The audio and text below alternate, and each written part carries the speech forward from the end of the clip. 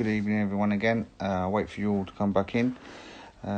Again, on Thursday night, we've got another special with Kurt, who does a lot of work in community and runs a tournament for mental health as well. That'll be a very good chat on Thursday night, which will be at 8:30. As I finish this chat with Chris, when I get him back on in a second, make sure you ask any questions for him or for myself.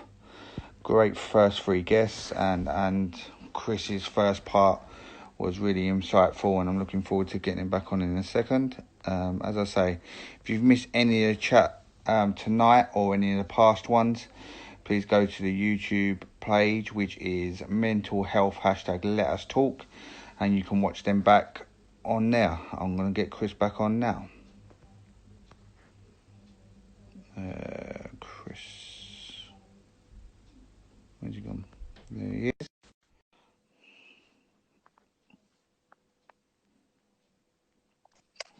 Hello, mate. Yeah, no, you all right, mate? Yeah, all good. So, what we was talking about, obviously, within football, it has got better, but obviously there's still that stereotype behind it, going forward and everything like that. Sorry, Johnny, you're right, mate. He's just waving. So, Tell him he's late. what do you feel? What do you feel going forward?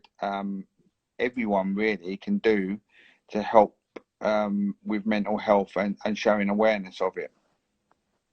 Yeah, definitely. I mean, I think it's the more people that are aware of it, and I think the more people that are willing to open up and actually admit to having a problem, or can tell someone that they're struggling, then I think the better that will be all round. I know that for me, as I say, I struggled to find a resource, that suited my needs. I didn't need, sort of a medical solution to it. I just sort of wanted to find someone to talk to. And by pure coincidence, it was actually, I got an NHS leaflet through the door that said, are you stressed? Are you anxious? Call this number, book a session. And that's exactly what I did. But I think there should be easier means to find that sort of stuff. So I'm hoping that, like the groups like ours and these kind of chats are amazing, because, you get a lot of people viewing these and a lot of people commenting and stuff and sharing them. So ultimately that spreads awareness, and, everything that we can do by taking part in these is great for everybody. So yeah, long may it continue. There's a question I haven't asked everyone tonight, but I'd like to hear your thought on it because other people have said it. Do you feel some people use the word mental health wrongly, and they may not have mental health, but they use it for their advantage? I don't know. I mean, I think it's different things to different people, isn't it? Just because, if one person's having a panic attack, does that make it any worse for them than someone else suffering with anxiety a little bit? I think it's all relative, isn't it? I don't think you should, be putting things in boxes and, I'm having heart palpitations for, because I'm stressed versus, you can't breathe properly. So, who's to say if it's in your head and it's not something, physiological that you can actually control, or if you're not in physical pain, then, it's a mental health issue, isn't it?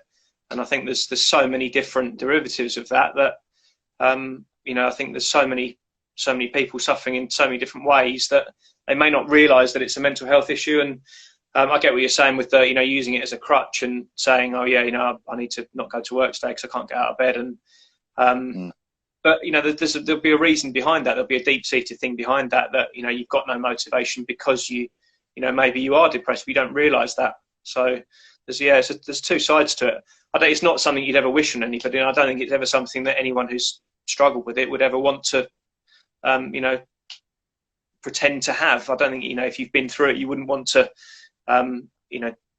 be saying, oh yeah, no, I'm really in a bad place now, I need to have a few weeks off work, or that type of thing. If you're depressed or stressed, or, you'd much rather just be able to get about your day-to-day business and, just carry on. You have said over the years, obviously, awareness has got better. Do you still feel in the world in general, the words mental health has a real stigma attached to it? And what I mean by that is, do you still feel people see it as well, back in the day, it was people who they would say, "Oh, nut job," or they're mad or anything like that. Do you feel people's minds have opened up more?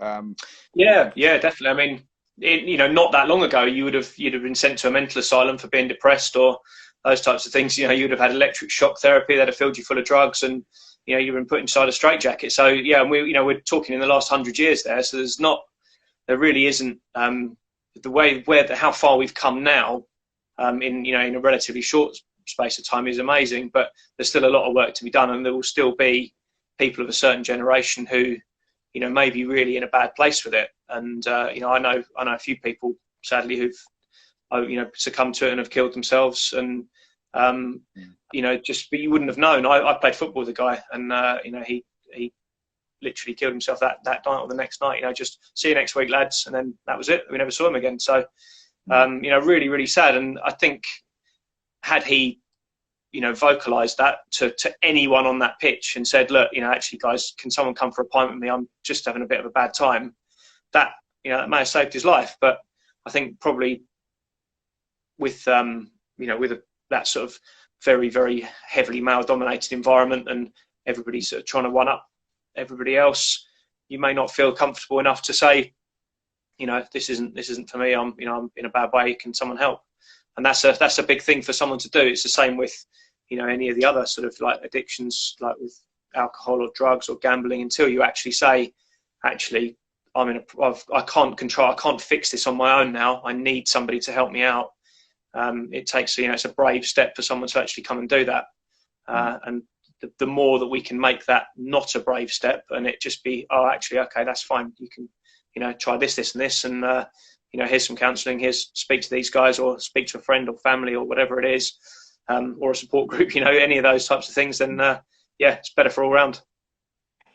What are your thoughts on? Obviously, we've touched on specialists are specialists. We understand that, but what I've tried to say to people sometimes, I feel like, from my point of view anyway, which as everyone has different points of views, I feel like a specialist is not always the best person to go to, because they might not have gone through it themselves. They may know about it through education, which obviously unbelievable, well done, like getting your degree or specialist on it. But sometimes I don't think you can beat the personal touch or the life experience of a person who may have gone through it, or a family member or a friend around them has gone through it. What are your thoughts on that? Yeah, I mean, I think with our group, we always have to be a little bit careful with, if someone is like literally at the point where they're going to commit suicide, then you have to say you need to seek professional assistance here, because they've obviously been through all the channels of talking to people in the group or talking to friends, family, whatever, and that hasn't worked. They need to take that a step further.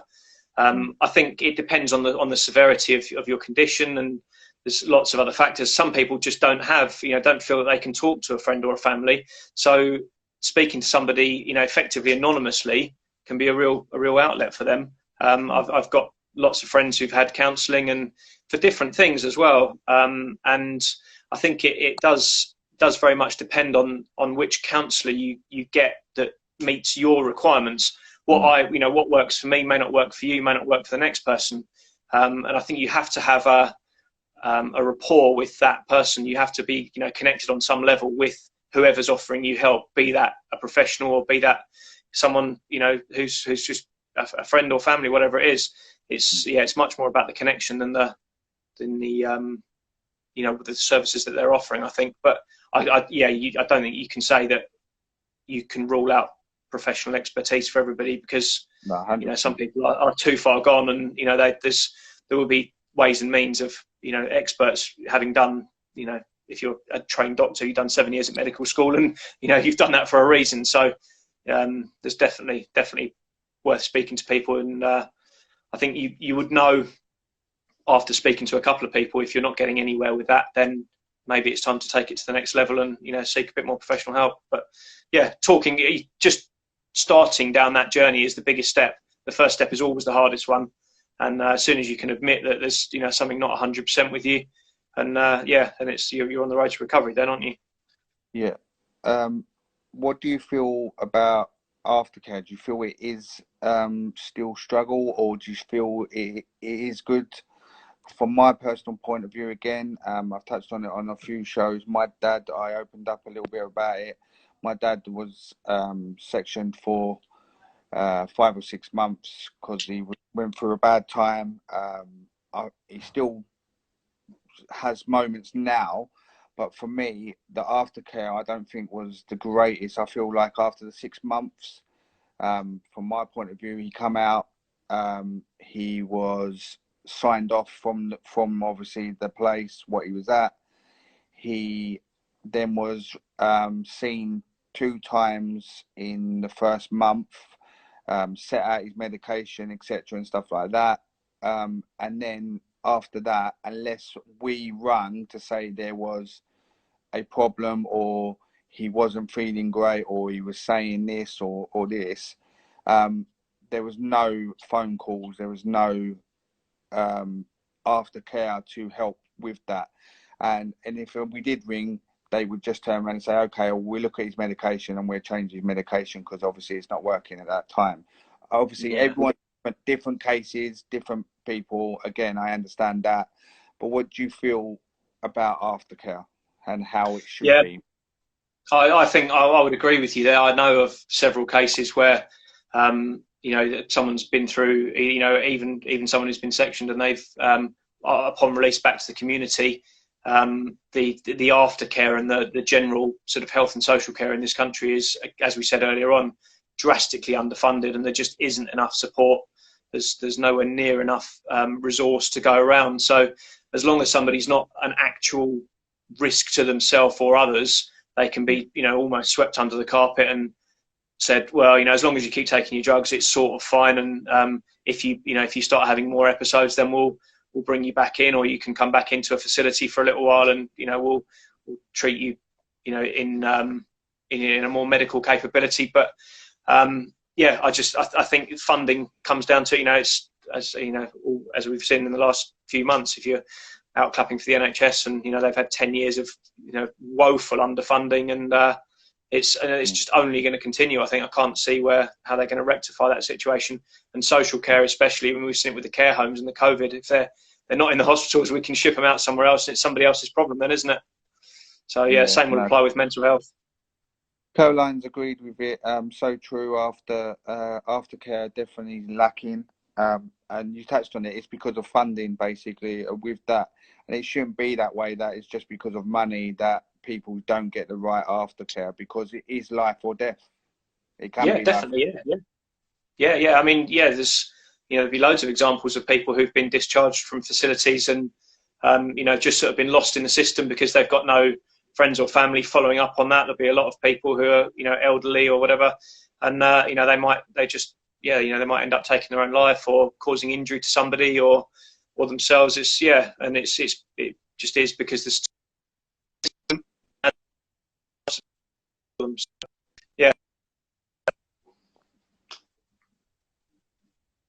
You're just cutting out there, mate. Sorry.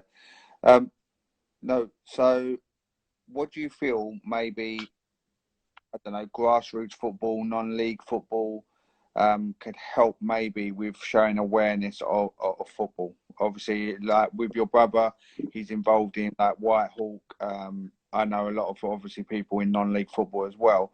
Do you feel clubs can help, or do you feel they're just worried about the results and not worried about their players or their fans and their mental health? Well, I think it would be good if we could encourage a duty of care for a club to be aware of mental health within players. I think much more so with youth football.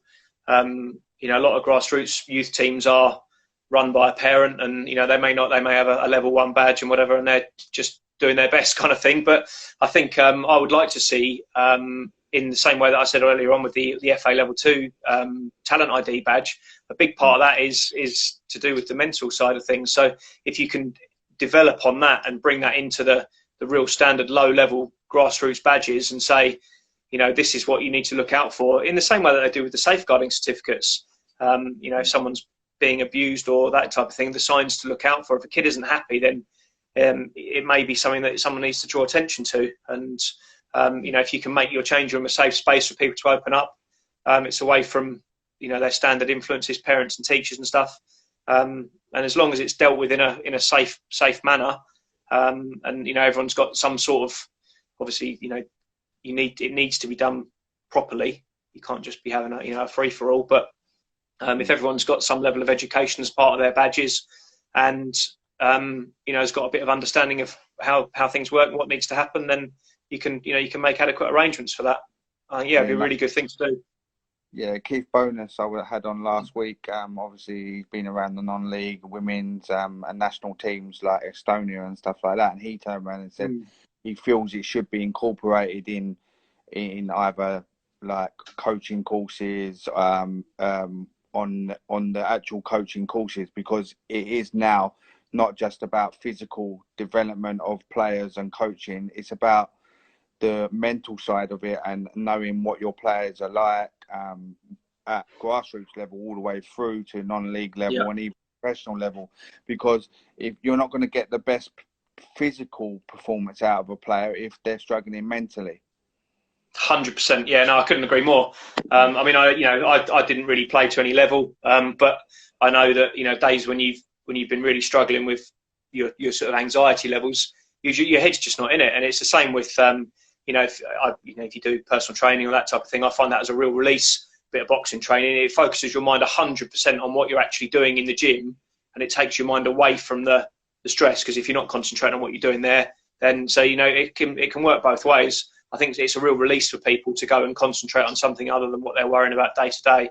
I agree. I think if they could incorporate that into the badges, it would be a game changer, and you'd get to so many people. If you think how many boys play football grassroots, right the way through, and then again right the way up to senior level as well. There should be no reason that you can't do that. And as you say, you'll get so much more out of a player if their headspace is 100%. Yeah. Last question, like with everyone, what's your overall message on mental health? If you've got somebody around you who's struggling about mental health, how you feel you can help them, and also if you're struggling with mental health, how you feel they should be able to cope going forward.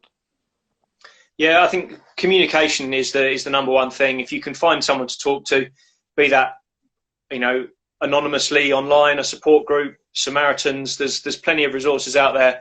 It's just you just need to find them. And obviously I'd encourage that in the comment section of here, if you can stick a link to our website, there's always someone there that will chat with you.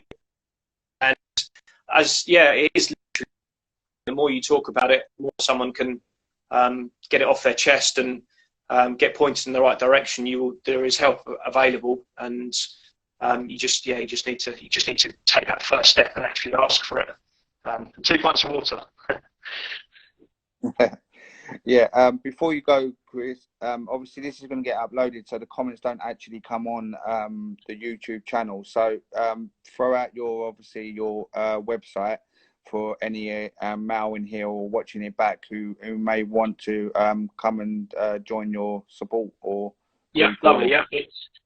So we're www.men@pause, that's men80pause.co.uk, and there's a big button on the webpage. There's also a big resource bank there as well, so there's all the UK's mental health charities and support groups and lots of other resources on there, places like Mind and the Samaritans and all the other NHS mental health guidance stuff on there as well. So it's a good resource even if you don't want to get involved and join. So definitely. No, perfect. Thank you very much. It's really cool. Thanks for having me. Sorry? Thanks for having me. No, of course, mate. Thank you very much for coming on. Great insight, and hopefully we can talk again soon. And even if I can help with your support group, or you can help me, great. Definitely. We're trying love to. More awareness out. You know what I mean? Super. All right, mate. Nice one. Thanks very much. Cheers, Chris. Thank you very much, mate. See you again. Cheers. So that was Chris.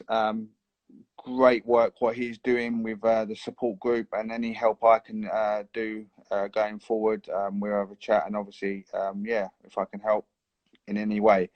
That's me done for tonight. I will upload it, so if you missed any of this chat tonight with Chris, Michael, Joe and James, you can go back and watch it once it's uploaded on Mental Health hashtag Let Us Talk on YouTube. If you can go over it and subscribe, have a look at the past interviews as well. Thank you for everyone who's been on tonight, asking questions and great comments as well. Going forward on Thursday, I'm back with a special at 8:30. So please, if you can join in again, keep showing awareness, keep supporting this going forward. If you need a chat before that, anything, add me on Twitter. It's Jamie Leggett1, and also on here, obviously, Jamie.Leggett1985. We'll have a chat, or any of my guests tonight or in the past, they're open for a chat as well. Don't struggle. Let us talk. I'm back on Thursday night at 8:30. See you then. Bye-bye.